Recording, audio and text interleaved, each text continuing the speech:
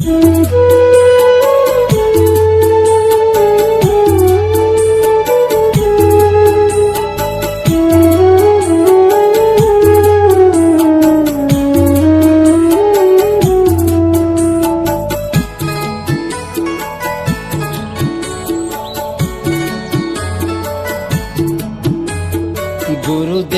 तेरे चरणों में बहती है गंगधारा।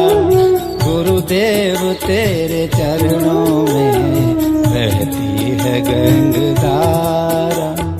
जिसने इसे नहाया उसका जीवन सुधारा। गुरुदेव तेरे चरणों में बहती है गंगधारा।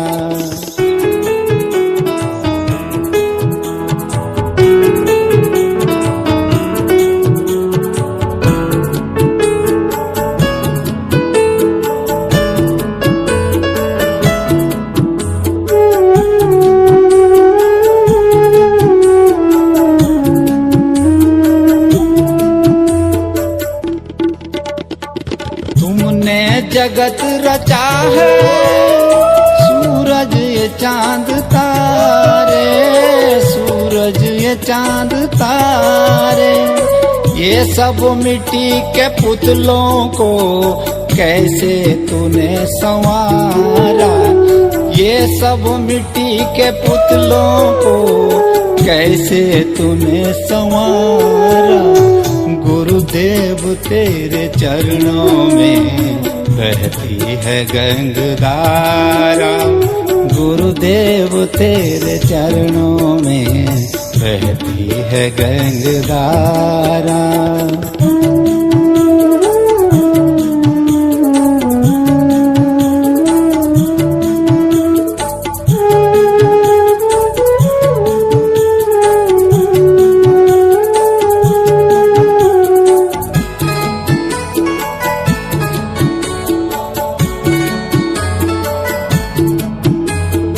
जिस पे दया हो तेरी मौत न उसे ले जाती, मौत न उसे ले जाती।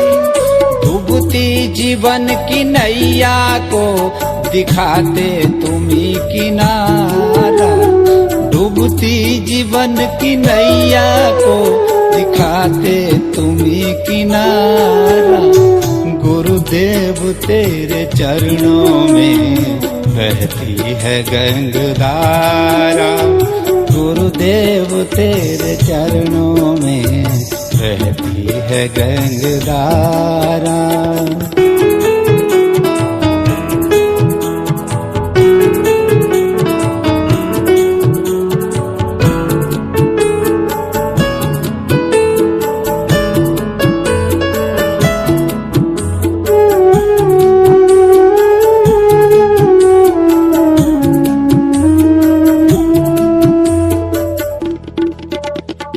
जब से नमोज तुमने ज्योति भीतर जलाई, ज्योति भीतर जलाई।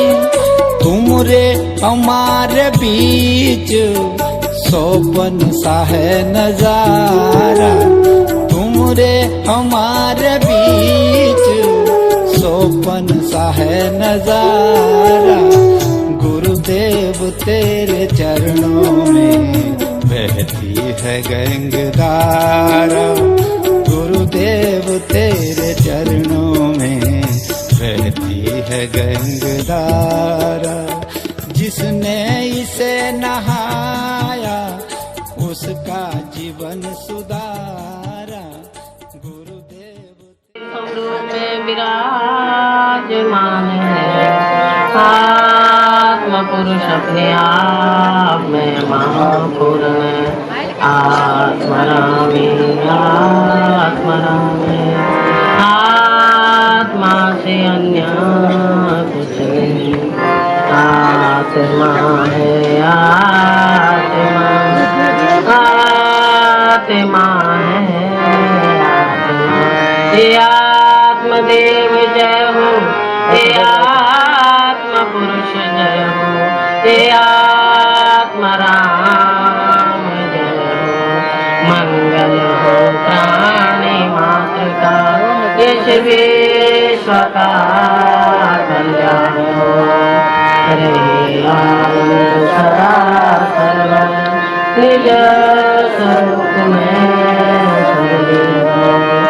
ओम नमो नारायणे एक चिन्मया देव दिव्य सच्चिदानंद घन आप ही विराजमान रहे।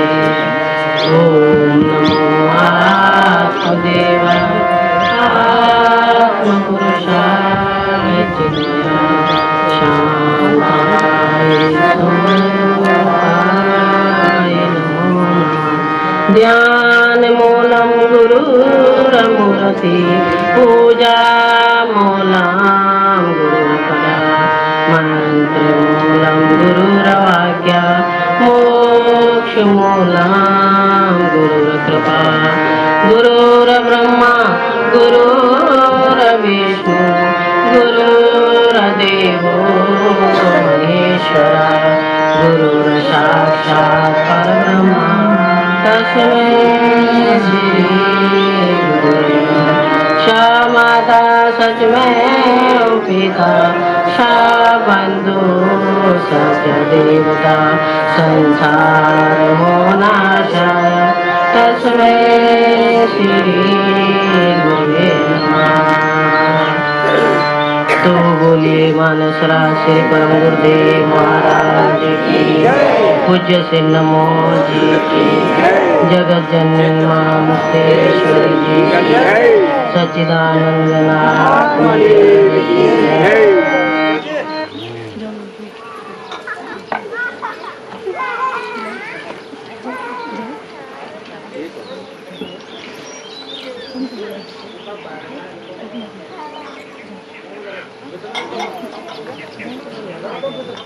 तो परम पूज्य दिव्य आत्माओं,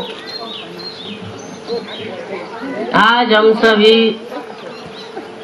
गुरु महाराज जी की कृपा से, उनके आशीर्वाद से इस परम पावन पवित्र स्थल पर सत्संग कार्यक्रम कर रहे हैं। तो सर्वप्रथम हमारे इष्ट देव को, हमारे प्राणपात श्री सद्गुरुदेव महाराज जी के श्री चरणों में मैं असंख्य बार कोटि कोटि दंडवत प्रणाम करती हूँ, जिनकी कृपा से हम सभी एक परिवार के रूप पर एक भाव से उस परमात्मा के रूप पर इस पंडाल में आए हैं। दूर दूर से आप सभी लोग आए हैं, दिव्य आत्माओं, बंगाल से, दिल्ली से और सिद्धरी से और चंबा से और सभी यहाँ के स्थानीय लोग भी। दिव्य आत्माओं, आप सभी के लिए बहुत बहुत धन्यवाद, क्योंकि आप सभी ने इस पंडाल की शोभा बढ़ाई है आकर के और अपना कल्याण भी करेंगे। तो कली से इस चोपड़ा गांव में भजन कीर्तन हो रहे हैं और आप सभी लोग भजन कीर्तन का आनंद ले रहे। तो ऐसा सौभाग्य हमारा आत्माओं, ऐसा सौभाग्य बड़े भाग्य से मिलता है। बड़े भाग्य से सब कुछ मनुष्य जीवन में सरलता से मिल जाता है। जिस चीज को हम इस संसार में बहुत कठिन सोचते हैं, क्या सोचते हैं कि सांसारिक वस्तुओं को जोड़ने में ये जीवन लगा देते हैं और उसी को कठिन सोचते हैं। लेकिन मेरा मानना है दिव्यात्माओं, ये सांसारिक वस्तु तो ना जाने हम कितने जन्मों से जोड़ रहे हैं, कितने जन्मों से छोड़ते आ रहे हैं। ना जाने 84 लाख योनियों में भटक भटक के हमने हर प्रकार के सुख भोगे हैं। सुख भी भोगा है, दुख भी भोगा है, हानि लाभ सब कुछ भोगा है हमारा आत्माओं। क्योंकि कभी मनुष्य रूप में आए तो कभी पशु के रूप में आए। तो ऐसे करके हम 84 लाख से भटक भटक करके थके नहीं, फिर एक सुंदर मनुष्य तन मिला है तो इसमें सबसे कीमती है हमारे प्राणनाथ पूज्य श्री नमो जी का भजन, उस परमात्मा का भजन। परमात्मा का भजन ही मनुष्य जीवन परमात्मा के भजन से ही मिलता है हमारा आत्माओं। ये हमारे करोड़ों जन्मों के सत्कर्म है जो हमें मनुष्य तन मिला है। देखो हर योनियों में इंसान पेट भी भर लेता है, घर मकान भी बना लेता है, अपने बच्चे भी पैदा कर लेता है, हर प्रकार के सुख भोग लेता है, पशु पक्षी घोड़े खच्चर गाधा। लेकिन जो ये मनुष्य तन है ये तो बहुत ही दुर्लभ है। ये दुर्लभ तन जो हमें मिला है और साथ ही में श्री गुरुदेव महाराज जी का सत्संग मिला है तो हम धन्य धन्य हो गए, कृत्य कृत्य हो गए, हमारा जीवन सफल हो गया है। हमें मनुष्य तन पा करके कोई दुख नहीं है, क्योंकि ये मनुष्य तन उतना ही मिला है। इसका लाभ हमें जल्दी उठाना चाहिए। दिव्य आत्माओं, आप देखो एक ही भाव से कई दिनों से लगे हैं कि हमारे घर में सत्संग होगा और सभी लोग तैयारी करने में लगे रहे। सभी लोगों का सहयोग है, सभी लोगों की मेहनत है। दिव्य आत्माओं, तो यही सहयोग सिर्फ हमारा एक भाव है कि हमें सत्संग कराना और परमात्मा का नाम लेना और सत चर्चा करनी है। तो हमारा आत्माओं, सत्संग हम क्यों करते हैं, सत्संग में हम क्यों आते हैं? उस सत्य को जानने के लिए, उस सत्य को पाने के लिए।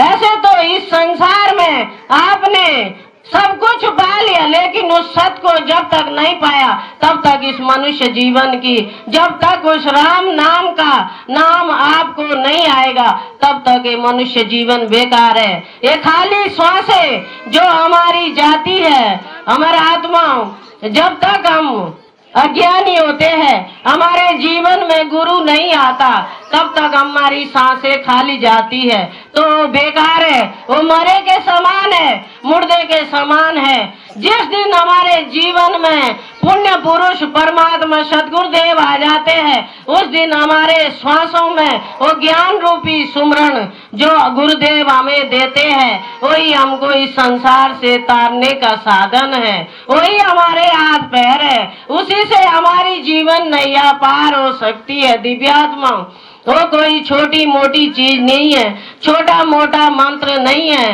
वो हमारे जीवन के उद्धार के लिए है, कल्याण के लिए।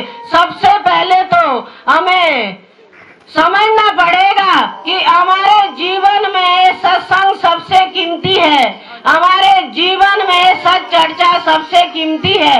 ये बच्चों का खेल नहीं है। दिव्य आत्माओं, आप इतने सारे आप बोलते हैं कि ये भाग्यशाली पास जिसको प्यास होगी वही पानी के पास जाएगा, या तो आपकी बगल में जिसको चाह नहीं होगी तो उसके लिए चाहिए आप कुछ करो, उसका आप कुछ नहीं कर सकते। लेकिन जिसको चाह होगी तो उसके लिए लाखों बाधा पड़ जाए, कुछ भी परिस्थिति आए वो अपना कार्य नहीं त्यागता, अपने सत्मार्ग पर लगे रहता है। क्योंकि जिसने दृढ़ विश्वास रखा है उसको मालिक इस सत्मार्ग पर पार लगा देते हैं। तो मैं आप सभी को सबसे पहले एक भजन सुनाती हूँ, उसके बाद कुछ आपको प्रवचन भी सुनाएंगे। आपको हमारा आत्माओं, आप सभी लोग खूब तालियां पीटे, खूब नाचे गाए और उन भजनों में ये भी समझे कि हमारे लिए गुरु महाराज ने क्या सार इन भजनों में छोड़ा है। उनने रात दिन त्याग तपस्या करके जो लिखा है, तो ये अमूल्य वस्तु क्या है? ये सिर्फ गाने बजाने के लिए नहीं है, टाइम पास करने के लिए नहीं है, हमारे सिर्फ आनंद लेने के लिए नहीं है। ये तो अंदर का विषय है। जिसने अपने अंदर को जान लिया है, जिसने उस अंदर के रसपान को कर लिया है, अपने अंदर भक्ति मार्ग से, सुमरण से अंदरूनी भक्ति को जान लिया है, उसी को इस भक्ति में आनंद आता। बाहरी वस्तु का आनंद तो अज्ञानी लेते हैं, लेकिन जो गुरुमुख होते हैं वो अंदर के आनंद में आनंदित रहते हैं। तो हमारा भजन हमको क्या बोलता है? हमारा बोले जी का प्रिय भजन है, मत कर मन दुर्जन का संग। देखो दिव्य आत्माओं, हमें किसी से कोई राग द्वेष नहीं है, किसी से कोई छल कपट नहीं है, हमारा किसी से कोई दुश्मनी नहीं है, हम कोई दुश्मनी करने नहीं आए हैं। हमारे गुरु ने हमको प्यार करना सिखाया है, प्यार से देखना सिखाया है, प्यार से बोलना सिखाया है। ये तो सिर्फ हमारे समझाने के लिए है, क्योंकि जब हम दुर्जन का संग, इस मनुष्य, जब हमारी स्थिति ऐसी होती है, देखो जो तो महापुरुष होते हैं उनको तो किसी संगत का कोई प्रभाव नहीं पड़ता, क्योंकि जो कमल होता है वो कीचड़ में खिलता है, लेकिन उसको कीचड़ नहीं कहते, वो कमल ही होता है। तो हमारे महापुरुष किसी भी संगति में रहे, किसी भी परिवार में रहे, चाहे नीच कुल में रहे, चाहे ऊंच में रहे, नीच ऊंच तो कुछ है ही नहीं, ये तो सब कुछ मनुष्य ने बनाया है। परमात्मा की दृष्टि में सब ईश्वर रूप है, सब परमात्मा है। तो ये भजन उन्हीं के लिए है जिनकी स्थिति डामाडोल होती है। तो कहते क्या है पूज्य सिन्हा, मत कर मन दुर्जन के संग, दुर्जन के संग जीवन खोए सुबुद्धि होए भंग। अगर आप परमात्मा की कृपा से ऐसा कोई सहयोग बना कि आपके अंदर अच्छे संस्कार आए, आपके अंदर अच्छा ज्ञान आया, तो क्या पता आपके रास्ते में कितना बाधा पड़ सकता है, क्या पता आपको गिराने के लिए कोई कुछ भी युक्ति तरीका करेगा कि इसको कुसंगत में बर्बाद कर दो। हमारा आत्मा, जब हमारे बच्चे होते, जवान होते हैं, 4-4, 5-5 दोस्त जब इकट्ठे मिलते हैं, तो उनमें से अगर एक भी गंदे काम करेगा, दारू पिएगा और मांस खाएगा, तो 4 भी मजबूर हो जाएंगे कुछ दिन में वो भी मजबूर हो जाएंगे। शायद मैं भी चाख लूं, कुछ इसमें आनंद हो, मैं भी खा लूं, कुछ इसमें आनंद हो। तो जो मत कर मन दुर्जन, या तो अपना मन दृढ़ हो, इस मन को कोई नहीं डोला सके, चाहे ब्रह्मा विष्णु महेश आ जाए, जिसके गुरु के प्रति श्रद्धा है उसको कोई डगमग नहीं कर सकता। दिव्यात्मा, उसका कोई कुछ नहीं बिगाड़ सकता है। अगर आप हृदय कमजोर, आपकी श्रद्धा कच्ची है, तो आप पर भजन फिट बैठता है भैया, क्योंकि अपने पास तक रहे, क्योंकि आप पर इतनी शक्ति नहीं है, आपकी इतनी मजबूत भक्ति नहीं है कि आप कुसंगत में भी मान रह सकते हो। क्या आप लोग कर सकते हो ऐसा कि आप कुसंगत में रहो, झूठ बोलने वाले के साथ रहो? तो क्या आप लोग झूठ नहीं बोलेंगे? आप अपने कर्तव्य पर रहेंगे कि हमारे गुरुदेव के नियम के खिलाफ है, उनके देश सिद्धांत के खिलाफ है झूठ बोलना, छल करना, कपट करना, चोरी करना? तो क्या हम मान जाते हैं? नहीं मानते। जिसके अंदर कमजोरी होती है वहीं कीटाणु घुसते हैं, वहीं बीमारी लगती है। हमारा आत्मा, जिसका हृदय मजबूत होगा, जो अंदर से स्ट्रांग होगा, उस पर कोई बीमारी नहीं लगती। तो क्या जाने आप पर भी वो बीमारी लग जाए, आप भी कुछ दिन में शराबियों के साथ घूमते घूमते आप भी झूमने लग जाए, कुछ दिन में गुरुद्रोहियों के साथ घूमते घूमते क्या पता आप भी गुरुद्रोही बन जाए, क्या पता आप भी गली गली में निंदा चुगलियां करने लगे, या अपने गुरु के प्रति आपकी श्रद्धा खत्म हो जाए, या आपकी भक्ति खत्म हो जाए। जिस चीज के लिए मनुष्य तन मिला था, जो बड़े भाग्य से मिला था, वही खत्म हो गया। तो ऐसा गलत है दिव्य आत्मा। तो इस भजन को तभी गाना, मत कर मन, इस मन को रोकना है। ये मन ही सब कुछ है, ये मन चंचल है, ये चोर है, इसके कहने पर मत लगना, इसको मजबूत करना।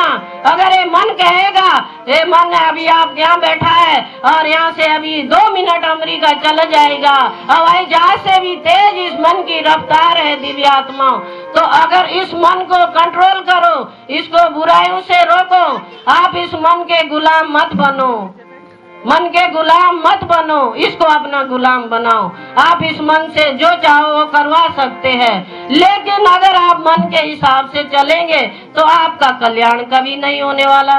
क्योंकि मन को तो सब कुछ चाहिए, मन को तो बुराई भी चाहिए, भलाई भी चाहिए। बुराई में तो तेजी से मन जाता है। आपने देखा होगा, बुरा आदमी तेजी से भागेगा, तेजी से करेगा, लेकिन भलाई के लिए तो बहुत त्याग करना पड़ता है, बहुत तपस्या करना पड़ती है। भलाई के लिए ना जाने हमारे कई जन्म भी लग सकते हैं, लेकिन हम भी फिर भी उस ऊंचाइयों तक नहीं पहुंच पाते हैं जहां तक हमारे गुरु महाराज ने हम पहुंचाया था। दिव्य आत्मा तो बुराई की ओर ये मन फट चले जाता है, क्योंकि जन्म जन्म के संस्कार पड़े हैं, जन्म जन्म के अज्ञान से भरा पड़ा है मन।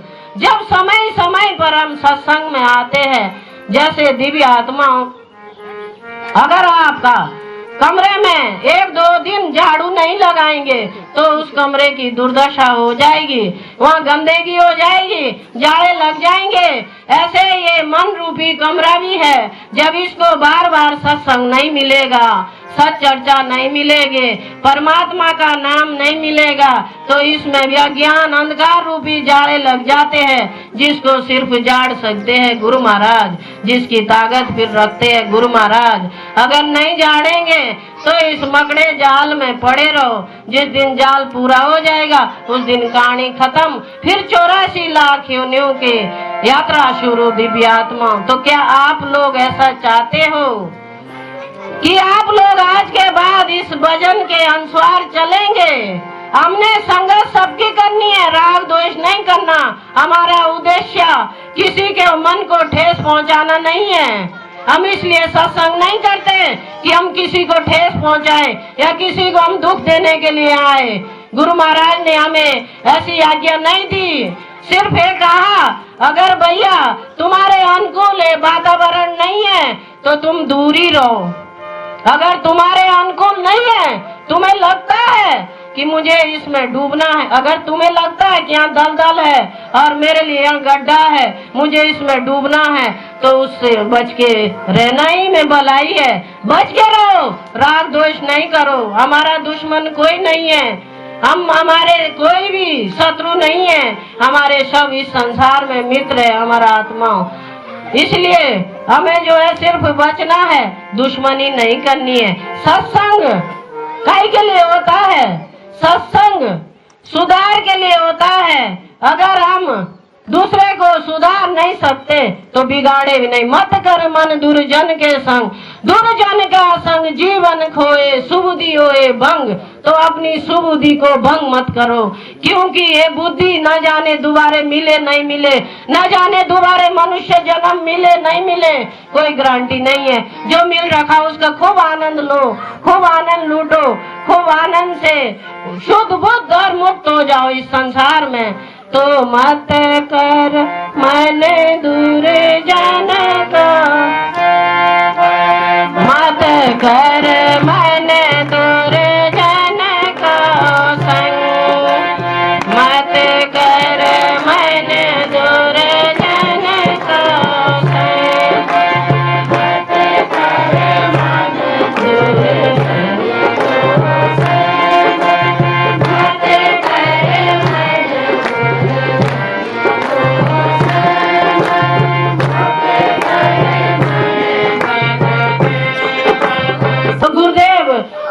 अधर्मी था, उनके पास गए और कहा, बेटा राम नाम कहो। उनने कहा, किसी भी कीमत में नहीं कहूँगा, और राम नाम क्या भला होती है, मुझे नहीं कहना है, मैं ठीक हूँ ऐसा ही। फिर उसने कहा, बेटा आपको कहना पड़ेगा कि बिल्कुल नहीं कहूँगा। तो गुरु महाराज ने कहा, नहीं कहेंगे तो मैं तुम्हारा गला दबा दूंगा, अगर नहीं कहेंगे।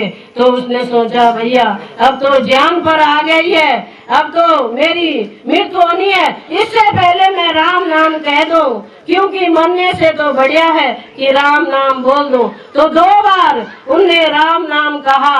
तो दिव्य आत्माओं, तो गुरुदेव वहाँ से निकल पड़े, और जब कई वर्षों बाद उनका शरीर रोगी हो गया, शरीर से थक गए और शरीर की लीला समाप्त होने को हो गई। क्या आप लोग बचा सके इस शरीर को? आप अभी इतने सुंदर हो, इतने जोरे ताज हो, क्या आप कल भी ऐसे ही रहेंगे? नहीं, ये शरीर फिर कल आपका कुरूप हो जाएगा, बेकार हो जाएगा, कुबड़ा निकल जाएगा, आंख फट जाएगी। अब मृत्यु लोक में गए तो यमराज ने कहा, भैया इसने तो अपने जीवन में अधर्म ही अधर्म करा, पाप ही पाप करा है, लोगों को सताया ही सताया है, तो इसे क्या सजा दे? फिर उनने देखा कि एक बार संत ने इनसे 2 बार राम नाम कहा था, वो 2 बार का राम नाम भारी पड़ गए दिव्यात्माओं। सारी सभा को सोचने में मजबूर हो गए कि जो गुरु महाराज ने संत ने इनको राम नाम कहा था तो उसकी शक्ति इतनी बड़ी है कि अब हम इसे इतनी सजा भी नहीं दे सकते हो। तो उसने कहा, उस मूर्ख ने कहा, अज्ञानी ने, कि कहो कि राम नाम की क्या कीमत है? तो हेमराज ने कहा, भैया ये तो मैं भी नहीं जानता, इसकी क्या कीमत है, ये है क्या है? इसकी कीमत को अगर जानना है तो ब्रह्मा जी के पास चलो। फिर ब्रह्मा जी के पास आए, उनसे कहा कि इस राम नाम की क्या कीमत है? तो ब्रह्मा जी ने कहा कि भैया ये मैं नहीं बता सकता हूँ, इसकी कीमत अगर जाननी है तो शिव जी के पास चलो। तो शिव जी के पास गए, उनने कहा, आखिर इस राम नाम की क्या कीमत है जो 2 बार संत के कहने से, संत के स्पर्श से वो नरक जाने से रुक गया? आखिर इसकी क्या कीमत है जो 2 बार कहने से इतना बड़ी उसकी सजा टल गई है?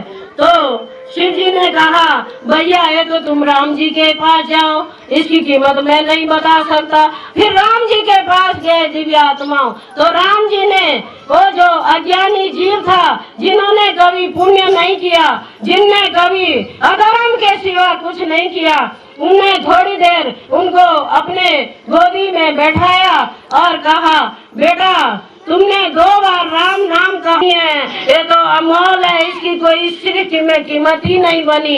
जो नाम रूपी धन हम लोगों को गुरु महाराज ने दे रखा, उसको हम इतना सरल नहीं समझे। हमने बिल्कुल इतना वो नहीं समझो कि हमको दे दिया और हम उसकी कोई कीमत नहीं समझे। हम जो दे तो दिया, अब हम कर क्या रहे? अगर उसकी कीमत को समझो तो उसके आगे किसी की ताकत नहीं लगती है, उसके आगे मजाल नहीं है जो तुमको हिला सके।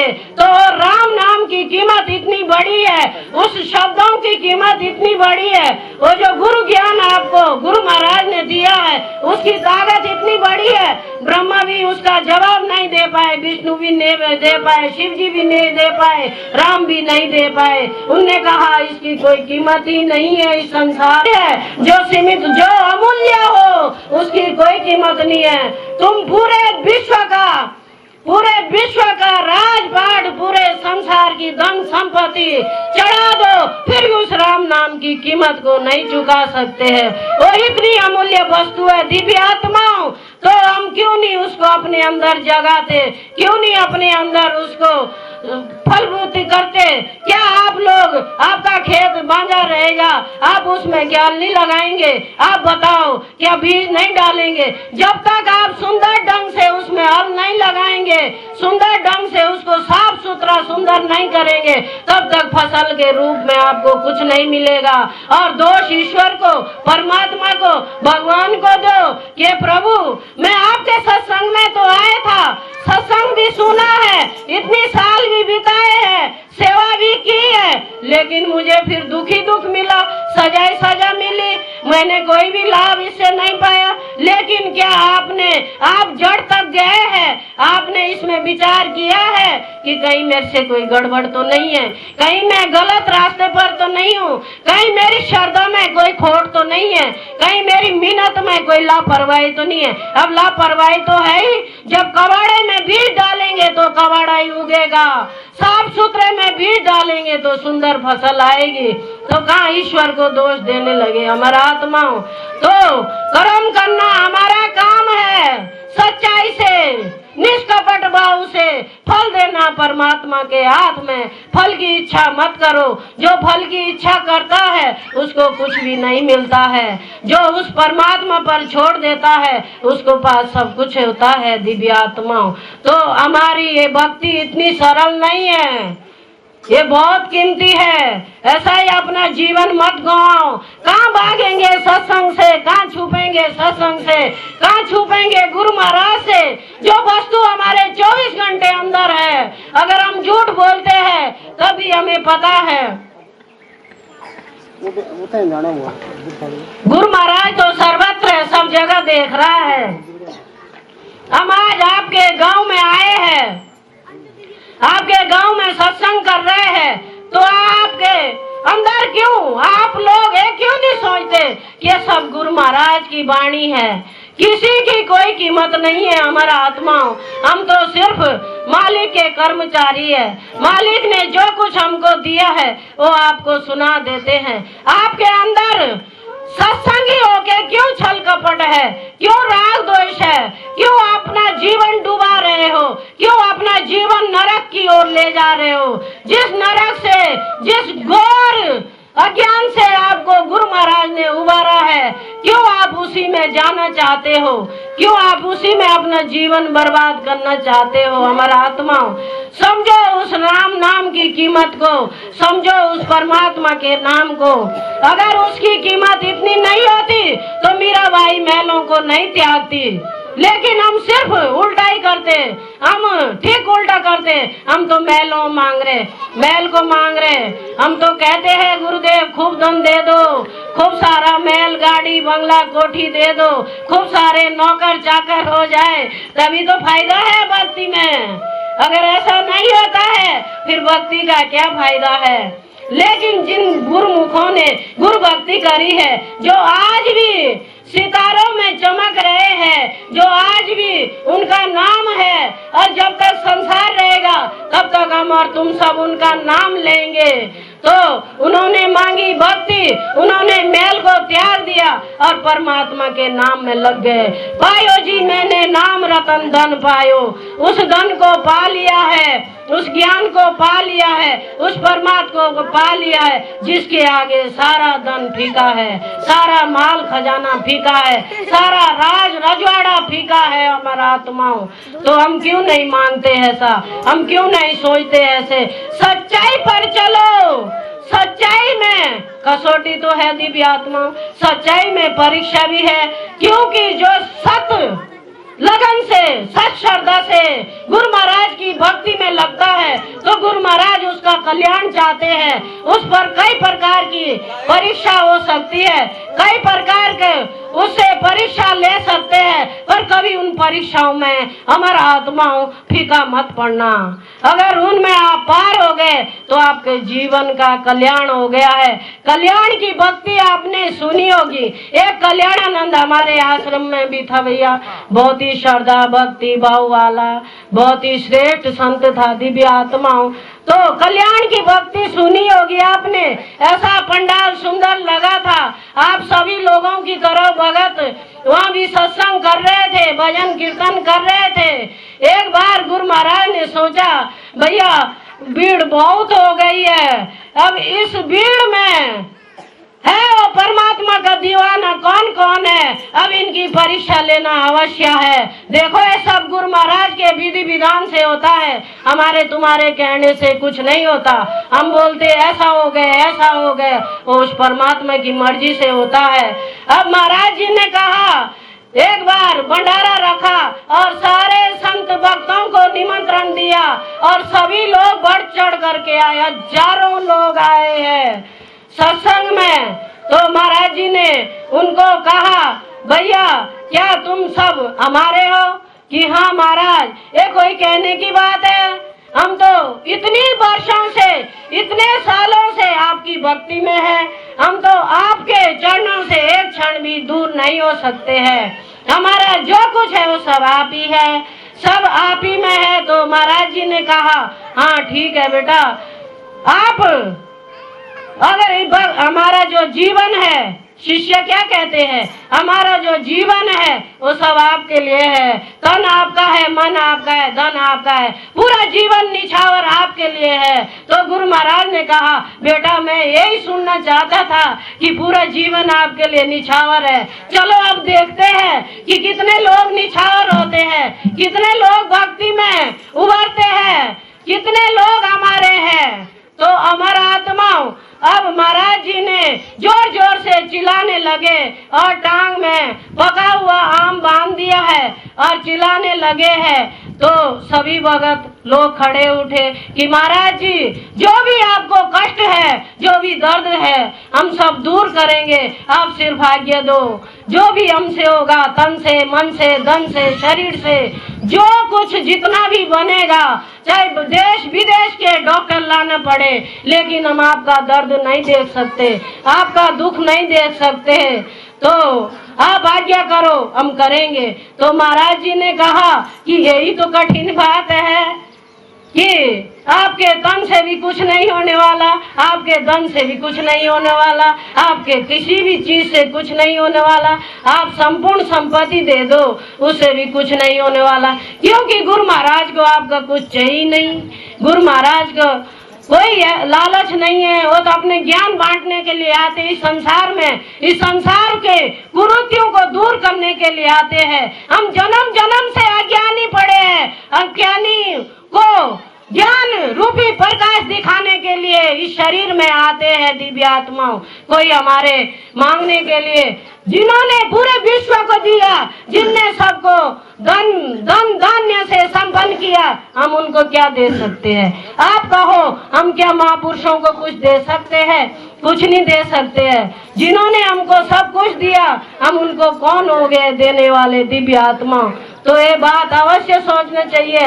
और आप अगर कुछ देना चाहते हो तो अपना पवित्र हृदय और निष्कपट भाव गुरु चरणों में, निष्कपट, यहाँ कपट नहीं चलता, यहाँ रिश्वत से आपका कल्याण नहीं होने वाला। ऐसा नहीं कि एक ने 50 दिया, भैया मैंने 100 दे दिया तो मेरा कल्याण जल्दी होगा, 100 करोड़ भी दे दो तब भी कल्याण नहीं होने वाला, क्योंकि यहाँ रिश्वत नहीं चलती, यहाँ भक्ति चलती है, ज्ञान चलता है, यहाँ त्याग चलता है, यहाँ तपस्या चलती है, यहाँ विनम्रता चलती है, यहाँ समर्पण भाव चलता है। समर्पण से ही कल्याण होता है दिव्य आत्माओं। अब महाराज जी ने कहा कि बेटा बात तो यही है, जो आदमी एक अपना जीवन दे देगा तो मेरा दर्द तो ठीक हो जाएगा, लेकिन जो इस फोड़े को चूसेगा उसका जीवन खत्म हो जाएगा। तो सभी लोग इधर उधर झांकने लगे दिव्य आत्माओं। सभी लोग एक दूसरे पर ताकने लगा, शायद वो बोलेगा, शायद वो बोलेगा, शायद वो आगे जाएगा, वो जाएगा। दिव्य आत्माओं, अब कोई बोलते भैया मेरे तो छोटे छोटे बच्चे घर में, मैं कहाँ इनके लिए मरूँ, ये तो ऐसे भी जोगी है, चले भी जाएंगे तो इनके न बच्चे न कच्चे, कुछ कोई आगे न पीछे रोने वाला, तो मैं तो ऐसा नहीं कर सकता। कोई बोलते है कि मेरे तो घर में जो है मैं भले भीड़ दूं पर मेरी तो बुढ़िया है घर में, मैं क्यों ऐसा करूं। कोई बोलता है कि मेरे पास तो अभी शादी नहीं हुई, दुनिया शुरू ही नहीं हुई, मैं इसके लिए क्यों मरने लग जाऊं। और सभी लोग खुसुड़ पुसुड़ करते करते करते करते धीरे धीरे धीरे धीरे खिसकते और पंडाल खा रही और दूर से तमाशा देख रहे हैं, जैसे आज हमारे चोपड़ा के लोग तमाशा देख रहे हैं। दिव्य आत्माओं, क्या सत्संग कोई दोष है? सत्संग में कोई पाप है?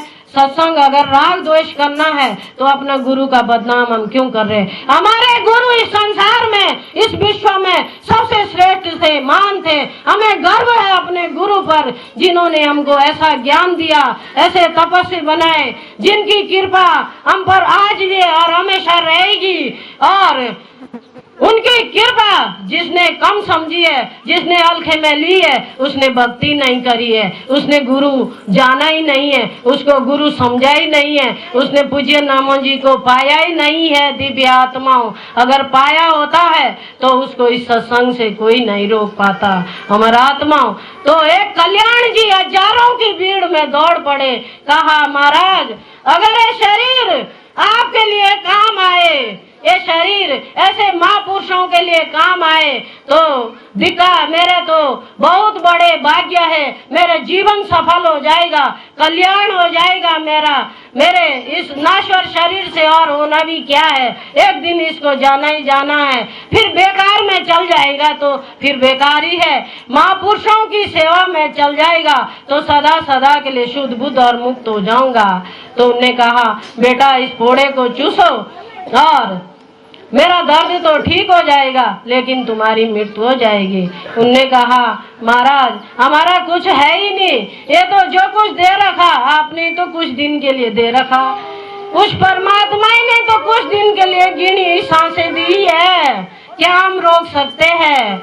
वो जिस दिन उसकी पूरी हो जाएगी उस दिन आपको कोई नहीं रोक सकता, उस दिन चाहे आपके पास कितना ही धन बल है उस दिन आप रुक नहीं सकते, आपको जाना पड़ेगा और आपके साथ एक सुई भी नहीं जाएगी दिव्य आत्मा।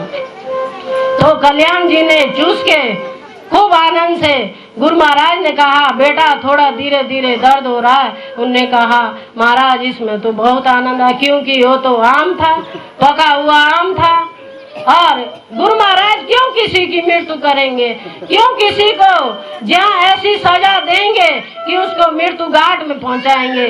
हमारा आत्मा वो कभी भी किसी का नुकसान नहीं करते, हमारे महापुरुष कभी भी किसी को मन से तन से धन से कभी भी किसी के लिए दुर्व्यवहार दुर्शब्द और उनके लिए आशीर्वाद ही देते हैं, उनके साथ चाहे कोई कुछ भी करे लेकिन उनके हृदय में सदा अपने जीवों के लिए संसार के लिए आशीर्वाद ही रहता है।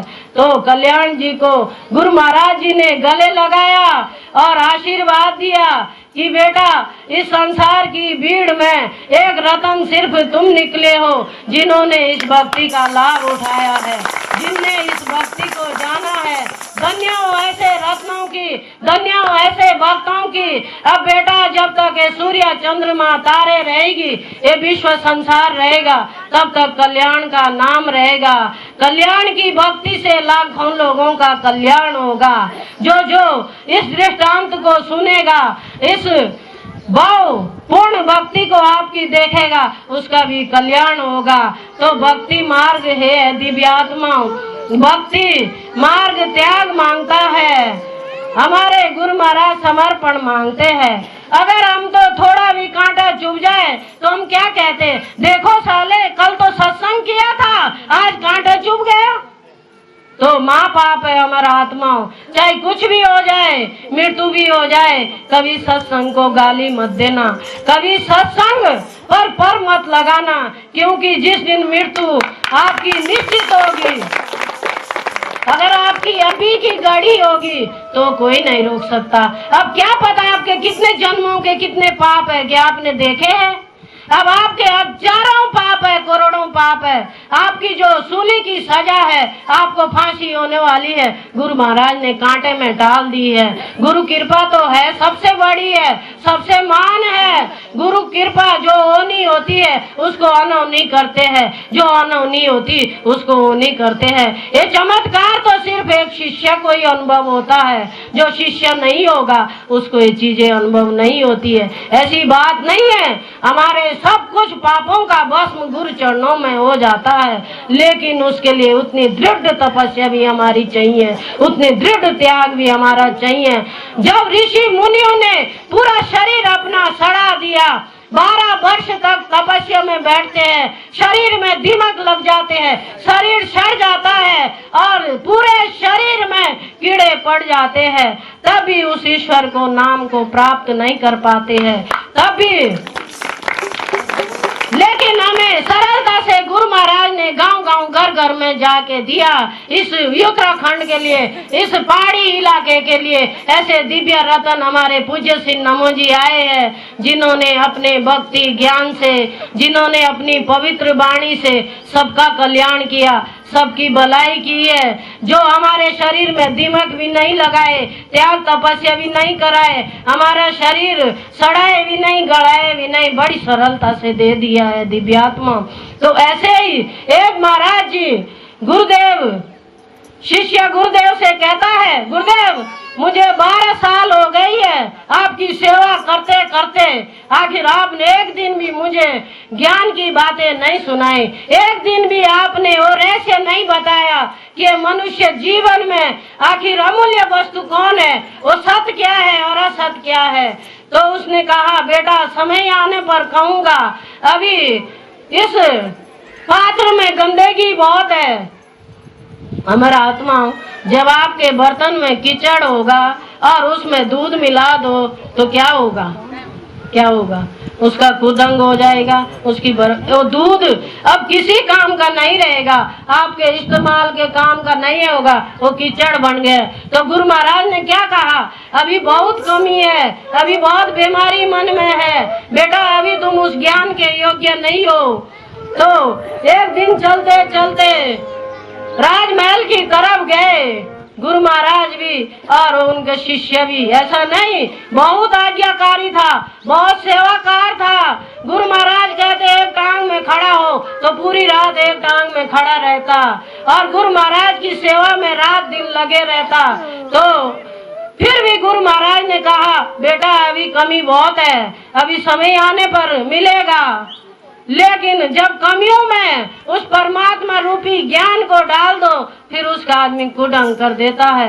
जैसे बंदर ने उस मुकुट का कुडंग करा है, ऐसे हम इस ज्ञान का भी कुडंग कर देते हैं। उसका नुकसान देखो किसको होता है, हमको होता है, जो बड़ी मुश्किल से वस्तु जन्म जन्मांतर से भटक भटक करके मिली थी, उसका भी हमने अपने अज्ञान अंधकार से कुडंग कर दिया है। तो एक दिन राजमहल में गए और चलते चलते वहाँ राजा तो थे नहीं और जो शिष्य था वो राजा के बिस्तर में सो गया और जो गुरुदेव थे वो जमीन में लेट गए। अब जब इधर उधर से उनके सैनिक आए तो भैया जो तो जमीन में होगा, जो तो अपनी उसमें होगा, पहली सीढ़ी में होगा, अगर गिर भी जाए तो चोट नहीं लगेगा, उसका नुकसान नहीं होगा। गारंटी के साथ गुरु चरणों में रहो, गुरु चरणों से ऊपर उठने की कोशिश मत करो। अगर करेंगे तो चोट ऐसी लगेगी तुम्हें 3 लोग में कोई नहीं बचा सकेगा। इस 3 लोग में कोई नहीं। ये सामान्य बातें नहीं है, ये टाइम पास करने की बातें नहीं है, ये हमारी भलाई की बातें हैं। तो गुरुदेव तो जमीन में सोए और शिष्य राजमहल के राजा के बिस्तर में सो गया। जब सेना आई तो शिष्य के मार मार करके कुडंग कर दिए, सिर्फ उसके साथ चले, बाकी उस पर कोई प्राण नहीं रहे थे। दिव्य आत्मा अब गुरुदेव देख रहे, उनकी तो लीला ही थी, उनकी तो वही थी, वो तो जानते थे कि इसके कुडंग ऐसे होने, पर उन्हें यह भी पता था इसको विवेक बुद्धि भी तभी जागेगा, इसका विवेक बुद्धि भी तभी ठिकाने आएगा। तब जब आया कहा, गुरुदेव क्या आपको मार नहीं पड़ी? उसने कहा, बेटा क्यों? मेरे तो मार मार के महाराज मैं तो अब आश्रम तक पैदल नहीं जा सकता, मेरे बश की नहीं है, मेरे लिए कोई व्यवस्था करवाओ ताकि मैं जा सकूं। गुरुदेव मेरे तो पूरा शरीर में डंडे डंडे पड़े हैं, शरीर की दुर्दशा कर दी उन कसाईयों ने। कैसे कसाई थे, उनने इतने बुरे ढंग से मारा। तो उनने कहा, बेटा अपनी गलती बताओ। क्या हम बताते अपनी गलती जल्दी से? हम तो कहते हम सबसे श्रेष्ठ हैं। आप कहो बेटा एक मारी तो लो एक और मार दो। तो इसी से हमारा बल बढ़ेगी, ताकत बढ़ेगी, ज्ञान बढ़ेगा। आपको पता है जितना लोग हमें परेशान करते उतना क्या होता, हमारा फायदा होता है। कुंती ने क्या मांगा भगवान से? क्या मांगा? दुख। वो तो इतनी भक्तिन थी गुरु महाराज की, इतनी तपस्वी नारी थी, हम तो उनके आगे कुछ भी नहीं है। लेकिन जब स्वयं भगवान ने कहा कि तुम्हें क्या चाहिए, बताओ जो तुम्हें चाहिए वो मैं तुम्हें देता हूँ, मैं तुमसे प्रश्न हूँ। तो उसने कहा, गुरुदेव मुझे कुछ नहीं चाहिए, मुझे अगर आपने देना है तो गुरुदेव दुख देना, क्योंकि संपत्ति देंगे उसमें मैं फंस जाऊंगी। और ये संसार का कौड़ा करगट है, माया क्या समझ रहे आप, पूरा करगट है। ये सब कुछ देंगे इसमें भी फंस जाऊंगी और दुख देंगे तो मेरा डायरेक्ट आपके पास ध्यान रहेगा, उस परमात्मा के नाम में मेरा मन रहेगा। इसलिए मुझे दुख देना मालिक, और मुझे कुछ नहीं चाहिए। और आपने जो सब कुछ बिना मांगे दे रखा, मैं सिर्फ आपके श्री चरणों में, अगर मुझे आप प्यार करते हो मेरे से, तो अगर आप सचमुच मेरा कल्याण चाहते हो तो दुख देना। तो देखो कैसी भक्ति थी, कैसी ज्ञानी थी, कैसी बैरागिनी थी। अभी आप लोगों को तो सिर दर्द हो जाए तो आप तो अभी गाली देने लग जाएंगे, भैया हम सत्संग में गए थे सिर दर्द हुआ क्यों है? ऐसा कौन सा सत्संग था जो इसमें ठीक ही नहीं हुआ? तो ऐसा नहीं है, आपका सिर दर्द भी ठीक होगा, ऐसी बात नहीं है। जिसका गुरु चरणों में विश्वास होता है उसका सब कुछ सफल होता है।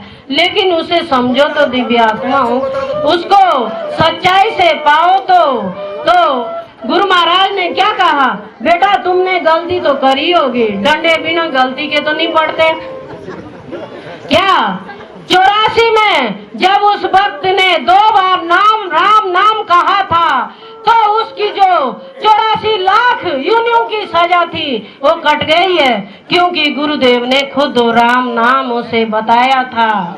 तो उसने इतना कीमती वो शब्द है, इतना महंगा वो शब्द है, इतना बलशाली वो शब्द है जिसकी कीमत हम समझते नहीं। हम सोचते हैं क्या है, कुछ भी तो नहीं है, क्योंकि उसका अनुभव ही नहीं किया, उसको अनुभव को जाना ही नहीं, उसकी शक्तियों को पाया ही नहीं। जिस दिन पालेंगे आपके जीवन में भी रंग आ जाएगा। तो उसने कहा महाराज गलती तो कुछ नहीं करी, लेकिन राजा जी के बिस्तर में मैं सो गया। तो उसने कहा तेरी कैसी हिम्मत पड़ी जो तू राजा के बिस्तर में सो? कि आप कहाँ सोए? कि मैं तो जब राजा के राजमहल में आया तो उनके दास बन के सबसे नीच, सबसे अमर आत्मा हम इस संसार में है क्या है, उस परमात्मा के आगे एक चींटी है। जिस दिन हम सबसे छोटे बन के विनम्र भाव से गुरु महाराज को चढ़ जाएंगे उस दिनों ज्ञान अवश्य मिलेगा। ऐसे ही जो उस शिष्य को भी संपूर्ण ज्ञान गुरु महाराज को मिला है, अमर आत्मा गुरु से करे कपट चतुराई, मन राखे कहीं और, 84 में जाए पड़े कहीं न मिले ठोर। गुरु से हमें कभी कपट, कभी गुरु से अपनी बातें नहीं छुपानी, कभी गुरु के आगे अपना कपट नहीं छुपाना, कभी गुरु के आगे चतुराई नहीं करनी। ये चतुराई गुरु महाराज के आगे नहीं चलती है, ये कपट गुरु महाराज के आगे नहीं चलता है। यहाँ सिर्फ विनम्रता चलती है। विनम्र भाव से भक्ति करो, विनम्र भाव से ईश्वर के प्रति समर्पित हो जाओ हमारा आत्माओं। तो मैं चाहती हूँ कि गुरु महाराज ने हमें एक सूत्र में पिरोया है, ये एक सूत्र में एक एक मोती चुन करके पिरोया है। हमारी जो ये बेल है ये देश विदेश और पूरे गांव में, पूरे देश में फैले। अगर हम सभी लोग संकल्प करें, सभी लोग अपना सहयोग दें, सभी लोग प्रेम प्यार से अपने गुरु का प्रचार प्रसार करें दिव्य आत्माओं। बाकी आप लोगों का कुछ नहीं चाहिए हमारा आत्माओं। हम यहाँ आप लोगों के पास धन कमाने नहीं आए, धन लेने नहीं आए। हम तो सिर्फ आपसे चाहते हैं, अगर आप सचमुच गुरु महाराज को कुछ देना चाहते हैं तो उनके नाम को आगे बढ़ाओ, उनके काम को आगे बढ़ाओ। और जो उनने हमें समय समय पर कुरीतियों से ऊपर उठाया, नाना प्रकार की मान्यताओं को तोड़ डाला है और हमें शुद्ध बुद्ध और मुक्त और सुखी करा अमर आत्माओं। 84 लाख योनियों की बेड़ियों को काट डाला, वो काम हमें करना है। अगर हम सचमुच पूज्य श्री नमो जी के शिष्य हो, उनके गुरु हो, उनके अगर हम उनको गुरु मानते हो और हम उनको अपना गुरु रूप में इतना प्यार करते हो तो उनका प्रचार प्रसार करो दिव्य आत्माओं। अपने गांव में, अपने घर में, अपने आस पड़ोस रिश्तेदारी में दिव्य आत्माओं। क्या पता आपके प्रयास से किसी का कल्याण हो जाए, क्या पता आपकी मिन्नत से किसी का कल्याण हो जाए। देख लो भैया, महाराज जी कहते थे अगर हमने किसी का कल्याण किया, अगर हमने अपने दुसंस्कार को दूसरे को बर्बाद किया, भक्ति रूपी ज्ञान से भटका दिया, तो हमें 84 लाख में जगह नहीं मिलेगी। 84 लाख में हमें जगह नहीं मिलेगी। अगर हमने अपने गुरु के ज्ञान से किसी एक को जगा दिया, किसी एक का कल्याण कर दिया, तो 84 लाख योनियों तक हमें नरक में जाना ही नहीं पड़ेगा, क्योंकि हमने सबसे बड़ा काम कर दिया, सबसे बड़ा पुण्य कर दिया। अपने मैंपन को हटा के, ऐसा नहीं तुम ज्ञान बांटते बांटते गुरु ही बन जाओ, तुम ज्ञान बांटते बांटते ज्ञानी बन जाओ, नहीं। हम कर्मचारी है। किसी को गुरु महाराज ने झाड़ू मारने की ड्यूटी दी है, किसी को गोबर उठाने की दी है, किसी को पूंछा मारने की दी, किसी को खाने बनाने की दी, और तो किसी को बोलने की ड्यूटी दी है ना। ये ड्यूटी दे रखी गुरु महाराज ने। ये नहीं कि ये ड्यूटी करते करते तुम्हारे अंदर इतना अहंकार हो जाए, शायद हम तो कुछ है ही भैया। अब हमको तो बहुत लोग पूजने लग गए, बहुत लोग माला डालने लग गए, बहुत लोग इस शरीर का सम्मान करने लग गए। अब तो शायद हम कुछ है ही है, और यही डूबने की निशानी है, यही नरक में जाने की निशानी है, यही आपका पतन का कारण बन सकती है। दिव्य आत्माओं, जिसने इस मान सम्मान की लालसा करी है इस दुष्ट शरीर के लिए, जो जलने वाला है, सड़ने वाला है, गलने वाला है, जाने वाला है, अभी ये शरीर छूट जाएगा तो कहाँ गए तुम्हारा गुरु? जो तुम्हारा गुरु है उसको पहचानो, जो तुम्हारा गुरु है उसको जानो। और वो कौन है? वो गुरु कौन है? किसको बताए? पूज्य श्री नमो जी ने। नमो जी ने तो कहा था कि हमारे फोटो में कभी धूप बत्ती मत देना, हमारे फोटो की कभी पूजा मत करना, क्योंकि तुम इस शरीर को जो गुरु मानते हो ये तुम्हारा गुरु नहीं है। उनने कहा था कि हमारे शरीर की कभी पूजा मत करना। उनने कभी नहीं कहा कि हम गुरु है, उनने कभी नहीं कहा कि हम ज्ञानी है, उनने कभी नहीं कहा कि हम तुमको ज्ञान देते हो। उनका ऐसा महापुरुष हमारे बीच में आए हैं और हमको ऐसे दिव्य ज्ञान दिया। पूर्ण पुरुष, निश्चल निष्कपट और स्वयं भगवान आए, तब भी हम नहीं समझे।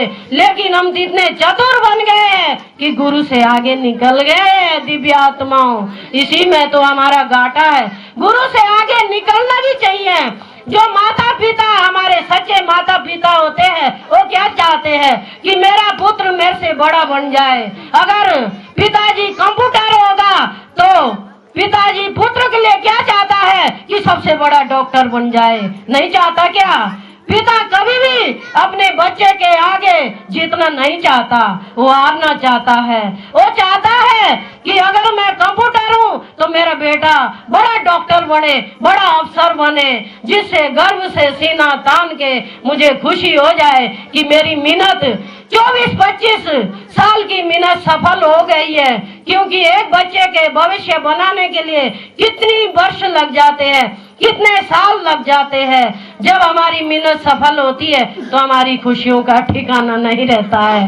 हमारे अंदर ऐसा आनंद आ जाता है कि चलो, जिस परिवार के लिए हमने इतना किया वो हमारी सामने फल फूल गया, वो परिवार हमारी सामने आनंद से है। इसी बात का दुख है हमारा आत्माओं, जिस परिवार के लिए नमो जी ने तन मन धन अपना जीवन लगाया है, वही परिवार हमारी आंखों की सामने तितर बितर हो गया, बर्बाद हो गया। तो इससे बड़ा दुख इस संसार में कुछ नहीं है। दिव्य आत्माओं,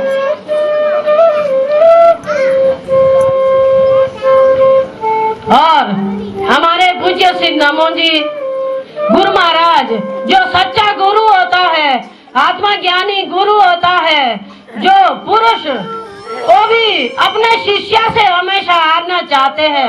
हमारे पूज्य श्री नमो जी जो महापुरुष है वो भी चाहते हैं कि हम अपने शिष्य से हार जाएं।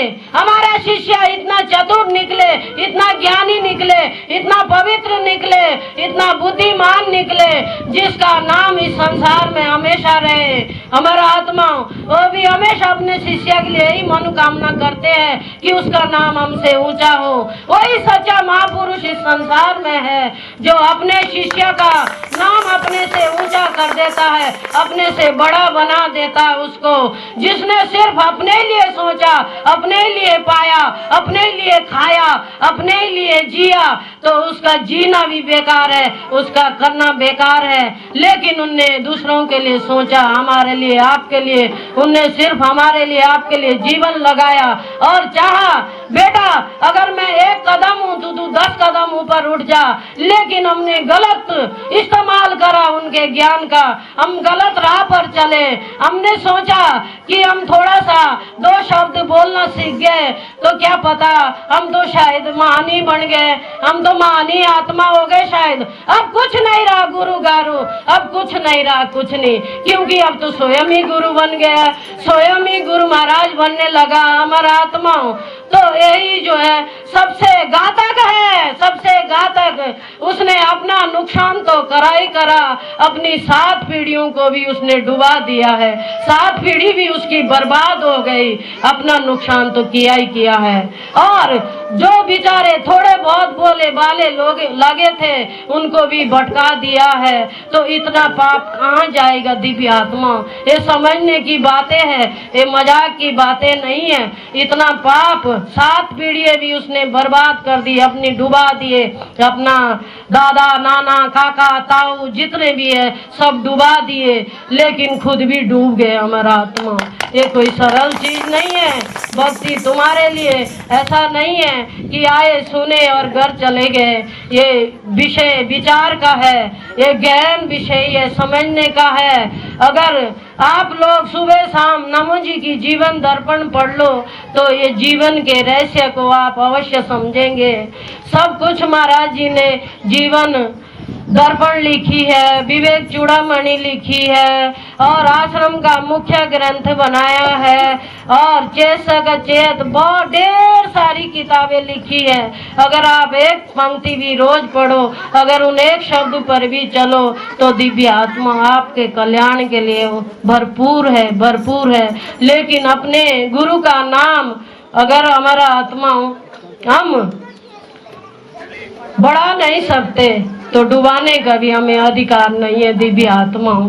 ये आज सबसे दुख की बात होती है जब घर में एक पिता के 5 पुत्र होते हैं, तब जब वो जगह जगह बिखर जाते हैं हमारा आत्माओं, जब परिवार में दुर्बुद्धि आ जाती है, परिवार तितर बितर हो जाता है, तो सबसे बड़ी उस पिता के लिए दुख की घड़ी है, दुख का विषय है।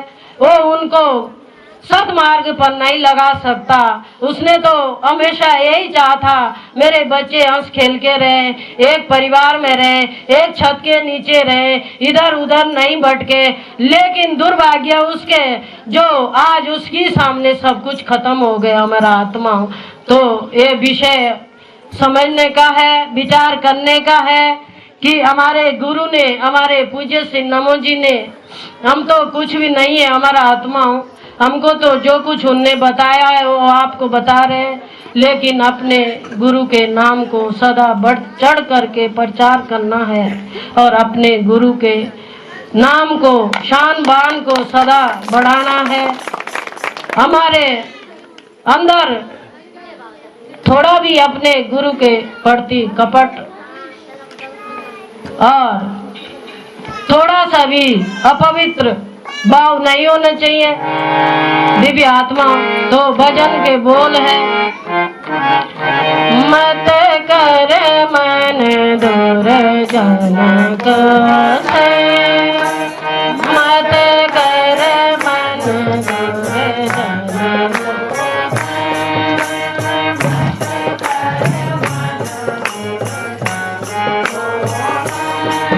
त्याग दो, उस जगह को ही त्याग दो और अपना किनारा करके अपनी भक्ति को टिकाओ हमारा आत्मा।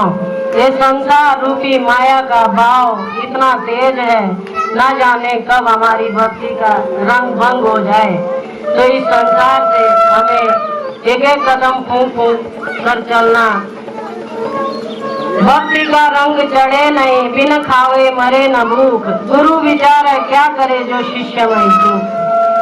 जब तक हमारे अंदर भक्ति का रंग नहीं चढ़ेगा, भक्ति के रंग से हम ओत-पोत नहीं होंगे, तो गुरु विचारे पूरा जीवन लगा के हमको ज्ञान बांटने में, पूरे जीवन अपना संपूर्ण त्याग हमारे लिए कर गए हैं, लेकिन हम फिर भी नहीं समझे, फिर भी नहीं जाने, तो गुरु का क्या दोष है?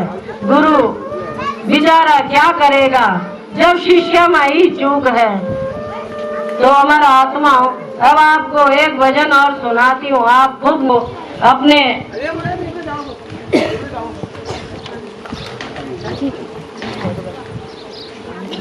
दिव्य आत्मा, आज का जो सत्संग कार्यक्रम रखा है वो आप लोगों को भी जानकारी होना चाहिए कि ये सत्संग कार्यक्रम श्री भोला सिंह जी ने, देखो हमारा आत्मा नाम ही बोला है, तो शायद काम भी बोला होगा।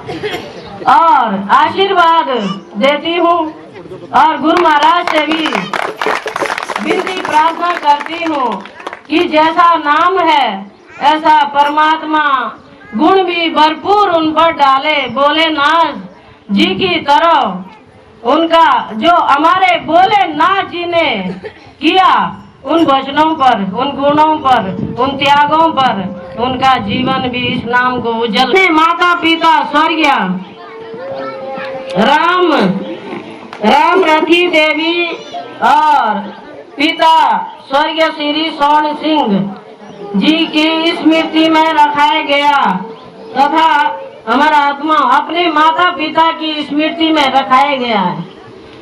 ज्यादा जागेंगे तो साल भर तक फिर निपटा दिया, लेकिन नहीं, जो सुपुत्र होगा वो समय समय पर उन दिव्य आत्माओं की याद, देखो उनकी आत्माओं के लिए विनती प्रार्थना भी करेंगे हमारा आत्माओं।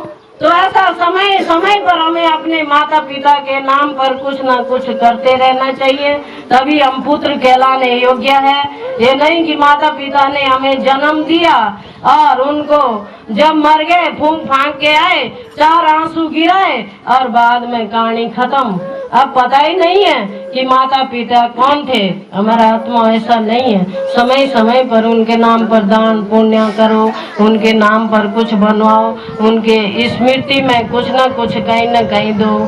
तो भोले जी ने बहुत ही अच्छा किया कि अपने माता पिता की स्मृति में ये भंडारे को दिया है तथा उत्तम सिंह, उमेश सिंह एवं विनोद सिंह ने अपनी स्वर्गीय माता श्रीमती मकानी देवी जी को की स्मृति में सत्संग रखा है। देखो भोलेनाथ जी के पुत्रों ने भी अपनी माता की स्मृति में इस भंडारे के लिए बढ़ चढ़ करके योगदान दिया है दिव्यात्मा। तो भोले के बच्चों के लिए, उनके परिवार के लिए गुरु महाराज जी से विनती, श्रद्धा भक्ति हमेशा ही उनकी बने रहे, आशीर्वाद बने रहे। बाकी इस सत्संग में सभी आप लोगों का सहयोग है। आप लोग कल से ही जो है भजन कीर्तन सुन रहे हैं, दूर दूर से लोग आए हैं। सुबह से सभी संत महात्माओं के सत्संग प्रवचन सुन रहे हैं। महात्मा बैजनानंद जी के प्रवचन सुने आपने, मंगलकर जी के सुने, अमर सिंह जी के सुने और रांगड़ जी के सुने हैं, और मुझे पता नहीं है किसने कहा। हमारा आत्मा पर सभी ने अब अपने हिसाब से, अब अपने भाव से, अब अपनी श्रद्धा व्यक्त करी है सभी ने, और सबको अधिकार भी है। नमो जी के सब बराबर है, नमो जी के सब पुत्र है। ऐसा कुछ नहीं है कि हम पर अलग से कोई तमका लगा है, कि हम पर अलग से कोई शींग लगे है, कि हमको ही सुनाना पड़ता है, कि हमको ही करना पड़ता। वो सबका आपका कार्य है। आप बाकी जीव धर्म से सदा सदा के लिए छूट जाए, कुप्रथाओं से सदा सदा के लिए छूट जाए। तो जो भी आपने हमारे महात्माओं से सुना, बैजनानंद से, मंगलकर से, अमर सिंह से, ज्ञान सिंह से, जो भी मंगल सिंह से और रांगड़ जी से, तो उसको भी आप अपने जीवन में ये मत सोचना कि ये कौन है, ये सब गुरु महाराज है।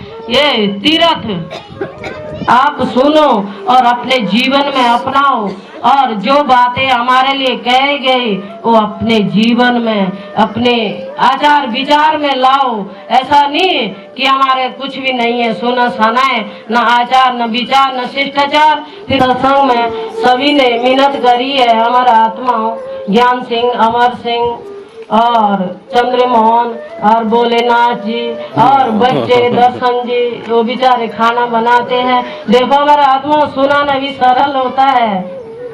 कीर्ति सिंह जी और किसी को भट्टी में जरा इस गर्मियों में खाना बना के देखे, मिन्नत करके देखे। पैसा देना सरल और दान पुण्य करना सरल होता, शरीर की मिन्नत करना सबसे कठिन होता है।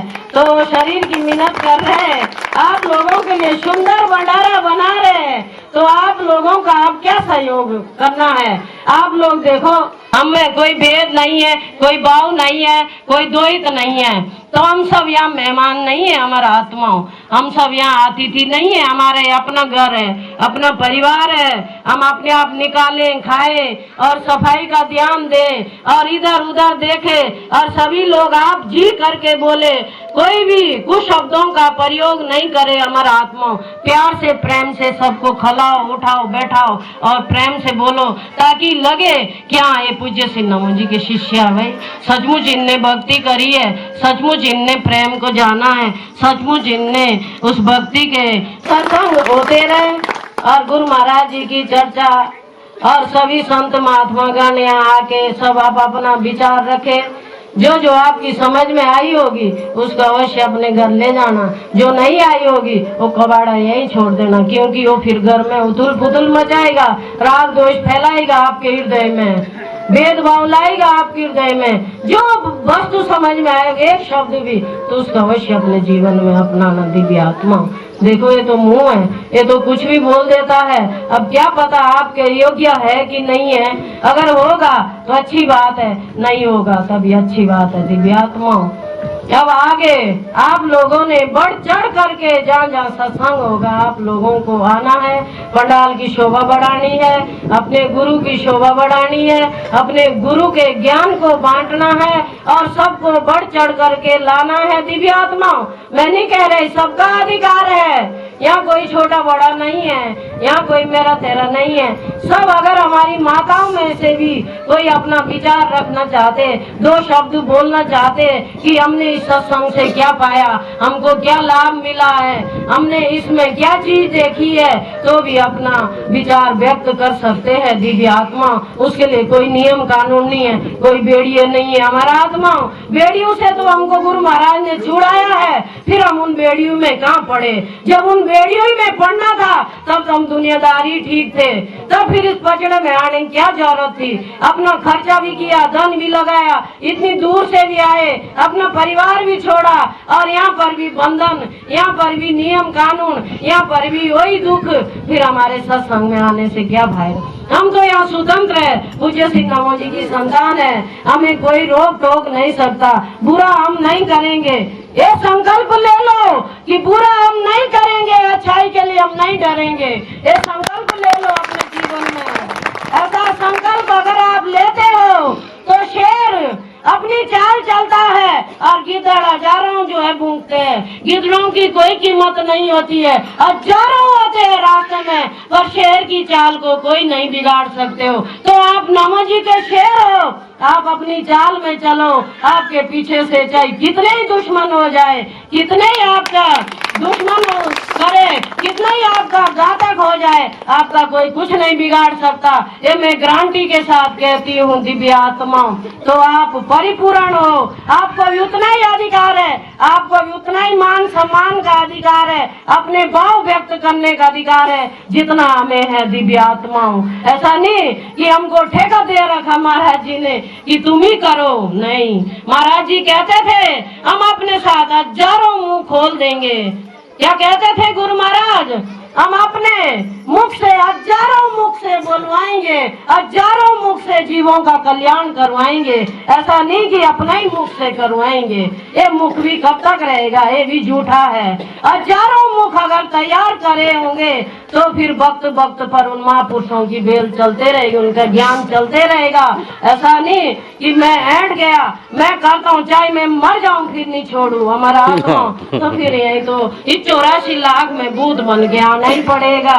इतनी आशा मत रखो, इतना अपने पद गौरव पर इतना अहंकार मत करो जो बिल्कुल असत्य है। इस पर इतराने की कोई जरूरत नहीं। दिव्य आत्माओं, अगर इतराना है तो ये करो कि हम आज के बाद संकल्प लेते हैं कि हम किसी को किसी प्रकार का कोई दुख नहीं देंगे और अब हम अपने धर्म की रक्षा करेंगे। जहाँ पर अधर्म देखेंगे वहाँ हम आवाज उठाएंगे, चाहे हमारी गर्दन क्यों नहीं चले जाए। हमारा आत्मा जीवन तो फिर मिल जाएगा, लेकिन धर्म की हानि हो गई तो पूरे विश्व अंधकार में पड़ जाएगा। पूरे विश्व को जो उजाले करने वाला है उसकी हानि हम नहीं देख सकते। हमने धर्म का बचाव करना, धर्म की रक्षा करनी है, धर्म को स्थापित करना है, वो हमारा सबका कर्तव्य है। पूरे परिवार का, पूरे नारियों का, नर का, सबका, जवान बूढ़े सबका कर्तव्य है। दिव्य आत्मा वो ऐसा नहीं कि एक माता जी का कर्तव्य है या एक हमारे कोई चुने होंगे प्रबंधक होंगे या कोई भी होंगे उनका कर्तव्य नहीं। हमारा सब हम प्रबंधक ही है, हम सब सेवक ही है नमो जी के। हम सबको ड्यूटी दे रखी महाराज जी ने कि बेटा धर्म का प्रचार करो, सेवा भक्ति करो, जितना तुमसे हो सकता है, जितना तुम्हारा हमारा आत्माओं। बाकी जो आप लोगों को मैं कहती हूँ कि निस्वार्थ निष्कपट भाव। आज के बाद गुरु महाराज जी की कृपा से मैंने निर्णय लिया है कि आज के बाद आप जो भी सत्संग में दान पात्र लगते हैं वो कभी नहीं लगेंगे, ना आश्रम में लगेंगे। हमें सिर्फ गुरु महाराज का प्रचार करना है। भैया तुम्हारे 10 रुपया, 100 रुपया, 10 करोड़ से हमें कोई मतलब नहीं है। मैं बार बार बोलती हूँ कुछ नहीं चाहिए, तुम सिर्फ सत्संग करो। अगर तुम गुरु के प्यारा बनना है, गुरु के आशीर्वाद का पात्र तुमको बनना है तो गुरु का प्रचार करो। अपने धन का घमंड मत करो, अपने पद का घमंड मत करो।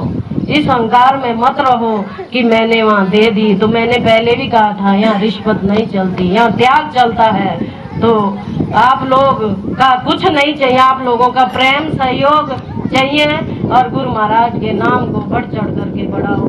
तो आगे आपका 2, 3, 4 जून को सिद्धि में कार्यक्रम है जहाँ आप सभी को बढ़ चढ़ करके चलना है। दिव्य आत्मा कोई बहाना नहीं। हमारा आत्माओं थोड़ा सा अपने खर्चे कम कर लो धर्म के लिए। अगर हम 10 सूट पहनते हैं तो फिर 9 कर दो उसको। अगर हम महीने में 10 चीजें लाते हैं तो 1 घटा दो, 9 कर दो। अगर हमारी शौक मौज में थोड़ी कमी आ जाए तो कोई बात नहीं है, सत्संग तो नहीं छूटेगा, परमात्मा का नाम तो नहीं छूटेगा।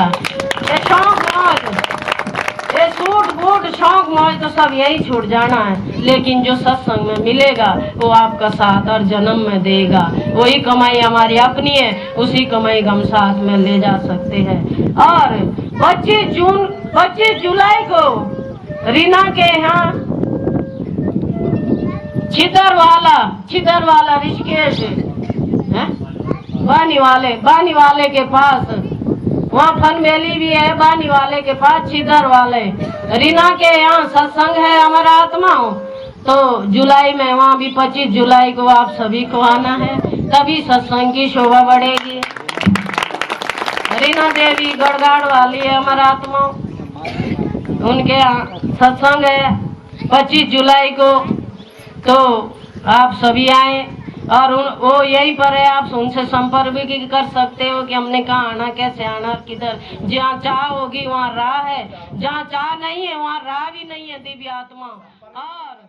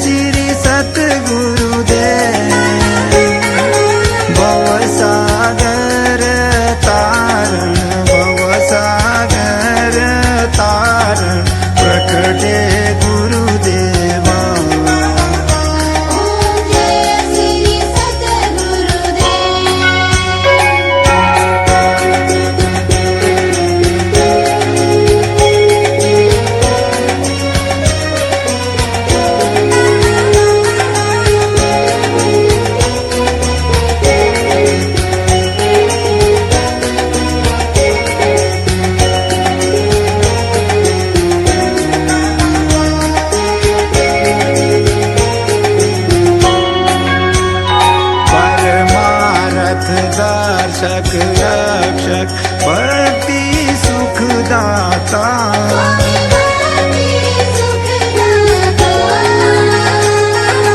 ऋषि मुनि ज्ञानी सेवक प्रेम सुधावाता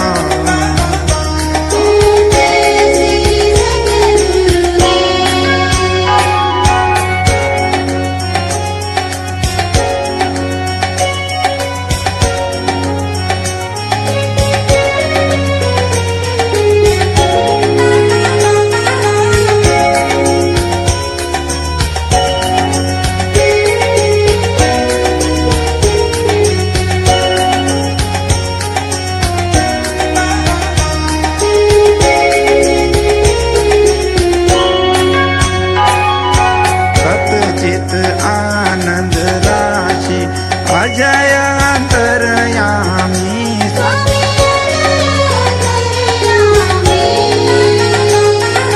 सत्य सनातन सुंदर तुम सबके स्वामी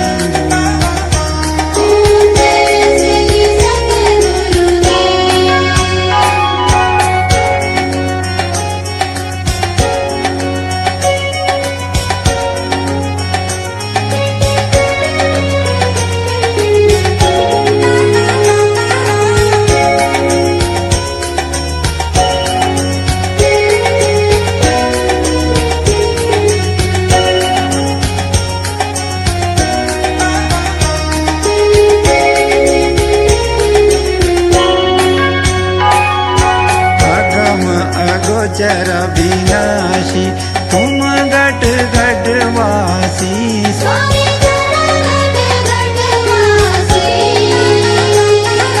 ज्ञान अनामय देकर सबके ब्रह्मनाशी